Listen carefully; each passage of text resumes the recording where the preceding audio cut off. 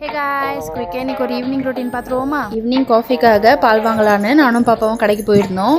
அந்த பொம்மைக்கு மட்டும் வாங்கியிருந்தா கண்டிப்பாக அழுதுருக்கும். ஏன்னா அவ்வளோ டைம் அதை கீழே போட்டு என்ன எடுக்க சொன்னோம். இதில் பால் பேக்கெட்டை அவங்க தான் எடுத்துகிட்டு வருவாங்களாம். ஒரு வழியாக வீட்டுக்கு எடுத்துகிட்டு வந்து பாப்பாவை படுக்க போட்டுட்டு பால் காயறதுக்குள்ளே வீட்டை எல்லாத்தையும் ஏற கட்டி க்ளீனாக பெருக்கி முடிச்சாச்சு.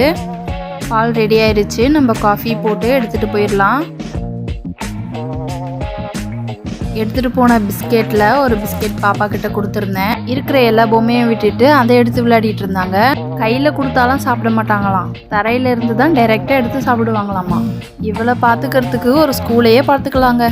மேலே பிஸ்கெட் தூள் எல்லாம் இருந்தது இல்லையா, இருப்பு கடிக்கும்ன்றதுனால அதெல்லாம் தொடச்சி விட்டாச்சு.